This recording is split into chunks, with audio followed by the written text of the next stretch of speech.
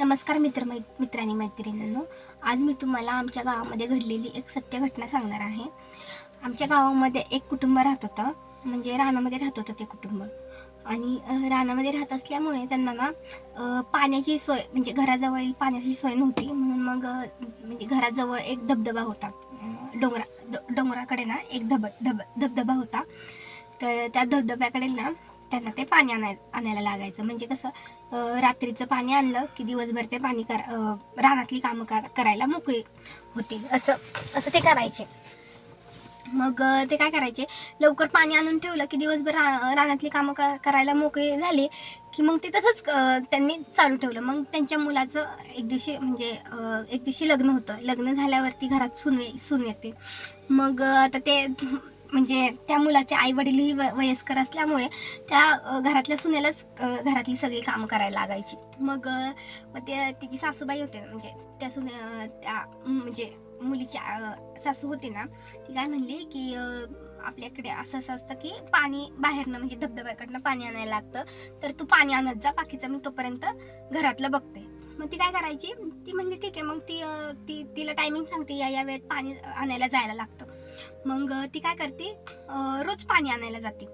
मग पाणी म्हणजे रात्रीच्या एक 3 वाजता ती जात असते पाणी आणायला. कारण 3 वाजता पाणी आणलं की मग तिला पण दिवसभरात रानात काम करायला जायचं असतं ना.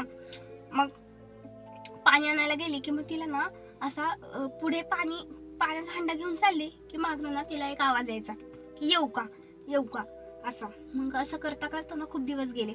मग असं करता आणि तेव्हा येऊ का म्हणले ना, तिला खूप अशी भीती वाटायची की कोण म्हणतंय असं येऊ का, नाही का. मग भीती वाटायची. मग तिने कसं म्हणजे थोडे दिवस काढले. नंतर मग ती कंटाळली, सारखं असं मला कोण आवाज देते की येऊ का म्हणून. मग कंटाळून गेली की मग ती एक दिवस काय म्हणली की ये म्हणली, कोण येते म्हणजे ये म्हणली, नाही का. मग ये म्हणली म्हणल्यावरती ती त्या क्षणी मागे वळून पाहिलं तिने की कोण म्हणतंय असं येऊ का. मग हिने पण रिस्पॉन्स दिला ना की ये म्हणून. मग मागे वळून पाहिलं तर कोणच नव्हतं, फक्त आवाज येत होता की मी येऊ का असं. मग रिस्पॉन्स दिल्यावरती मग समोरनं पण रिस्पॉन्स आला की तुला ना मला मुक्त करावे लागेल, नाही का. मग ती म्हणते ते कसं मुक्त करावं लागेल. तर मग ते काय सांगतं की तू जिथे थांबली आहेस ना, तुझ्या पायाखाली एक मूर्ती आहे आणि मूर्तीच्या खाली ना एक हंडा आहे. तो हंडा तुला काढायचा आहे आणि तो हंडा फोडायचा आहे. मग तो हंडा जर तू फोडला ना, मग ते म्हणजे मी मुक्त झालो तो हंडा फोडला की. आणि तो जर हंडा फोडला, मग तू जर मला मुक्त केलंस, मी तुला तो म्हणजे तेवढाच हंडा भरून मी तुला सोनं देणार आहे. तर मग ती म्हणजे एकदम अशी गरीब घरातले असते आणि सासरी पण म्हणजे परिस्थितीची गरीब असते. मग त्या बाईच्या मनात ना असा लालच जमावतो की एवढं म्हणजे हे असं केल्यावरती खरंच मिळेल की काय, आता कोणालाही वाटतं की नाही. मग तसं झाल्यावरती मग ती काय म्हणते की हा ठीक आहे. मग ती लगेच मूर्ती वगैरे काढते, हंडा वगैरे काढते आणि तो हंडा फोडते.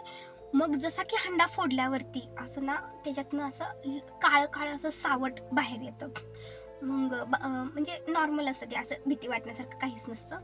मग असं काळं सावट आल्यावरती मग ते काय म्हणतं की ती बघितल्या ती अशी पळून जात असते लगेच की, नाही का. मग ते काय करत तिचा हात धरतं, म्हणतो तू घाबरू नकोस, मी तुला काही करणार नाहीये, फक्त तू मला मुक्त केलंस तर मग म्हणजे आता मी तुला सांगितल्याप्रमाणे मी तुला सोन्याचा हंडा देणार आहे.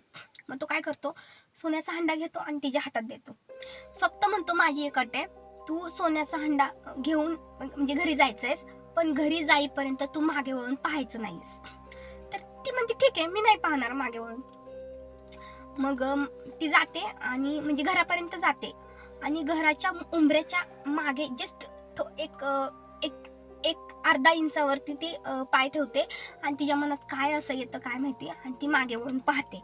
जसं की ती मागे वळून पाहते, जे सावट असतं ना त्याचं असं एक भयानक रूप दिसतं तिला. आधी जेव्हा बघितले तेव्हा नाही दिसत, तेव्हा ते नॉर्मल असतं. पण जेव्हा ती मागे वळून पाहते ना, सोन्याचा हंडा हातात असतो तेव्हा, मग मागे वळून एकदम असं घाणेरडं भयानक रूप दिसतं तिला आणि ती घाबरते आणि पुढे पाहिल्यावरती जे सोन्याचा हंडा असतो ना त्याच्यामध्ये सगळा कोळसा आणि माती झालेलं असतं. आणि जेव्हा ती घरात पाय म्हणजे ठेवते तेव्हा सगळे घरातले म्हणजे सगळं कुटुंब तिचं मरण पावलेलं असतं, सगळे मेलेले असतात. तर आता मित्रांनी मैत्रिणींनो मला सांगा की तुम्हाला काय वाटतं की ते असं म्हणजे कोणत्या प्रकारचं भूत असेल, किंवा असं कसं सावट असू शकतं की तिला असा आवाज येतं किंवा काय. तर तुम्हाला जर काही असं शंका असेल, किंवा तुम्हाला याच्यामधलं जर काही माहिती असेल नाही का, त्या कोणत्या प्रकारचं भूत वगैरे ते असेल, तर तुम्ही नक्की आम्हाला कमेंट करून सांगा प्लीज.